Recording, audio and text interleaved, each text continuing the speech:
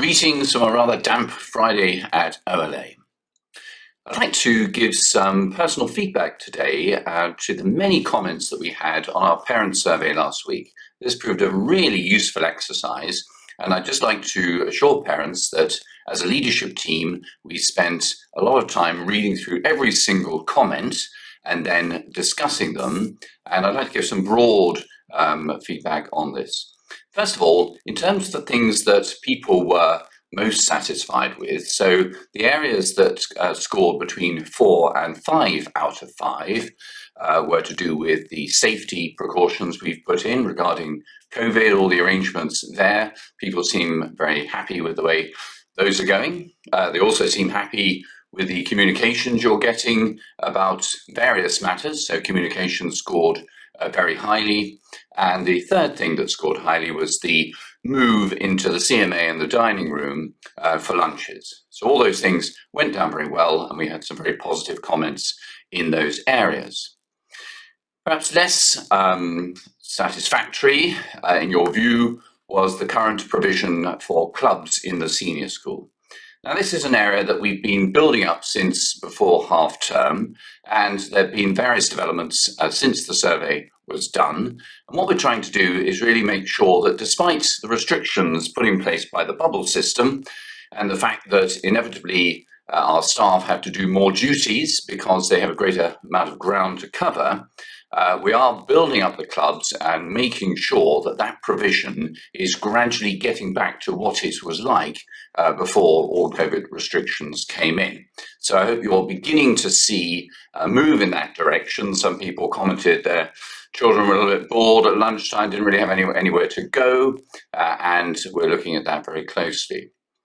Another area that is really important is to find a way, particularly with the years 7, 8 and 9, to be able to move them safely into the school in the mornings and at break times, with the weather getting cooler and, as I've seen today, rather wetter. And we're working on a system for this. We've already got some very clear ideas as to how this will work. And next week, I hope to be able to give you a further update on that as to how this is going to move. So more on that next week. It's complex, but we feel we can get there. And finally, on to the question of the lunches. This is the area where there were the most vocal comments about a range of things, mainly to do with the quality of the food. And we hear you loud and clear on that. And therefore, on the Monday following the survey, we called in the regional director of CH&Co and had a good meeting with him, going through point by point the various things you had raised. And one big area in this was the amount of spicy food, the feeling that your children were not enjoying that, were not enjoying some of the things that were on the menu. There was also the question of quantity, so we looked at that. And then various things to do with the sandwiches and the fillings that were going into the sandwiches, and some comments we had that your children simply didn't enjoy these and were therefore not eating very much at lunchtime.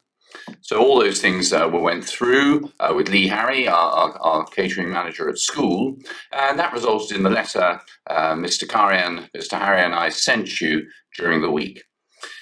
Today, Mrs. Humphreys-Bach is coming in to have a look at our provision, and that will be fed back into the Parent Voice meeting next week, and we look forward to discussing that with her and the class representatives. So there's a great deal going on here, and I really hope that the feedback you're getting from your children this week is much more positive than in the first week after half term.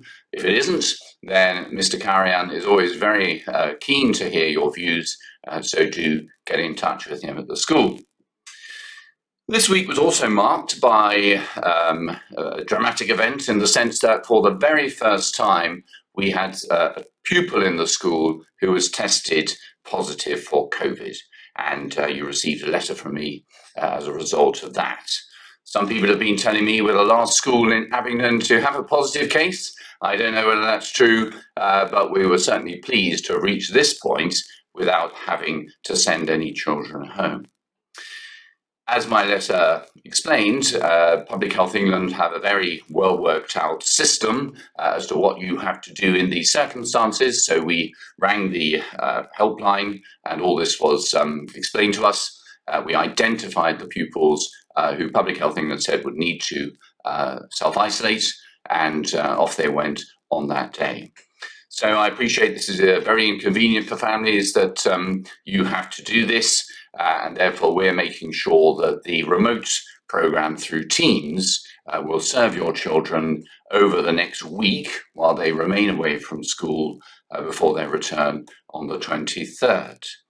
So I hope all that's going well for you. These remain extremely challenging times for everybody, but if we make sure we respond swiftly and well to all the challenges, then we'll get through this, we'll get to the end of term, and hopefully have a really good Christmas at the end of it. So I hope you have a great weekend. Great to talk to you again, and look forward to speaking to you again next week.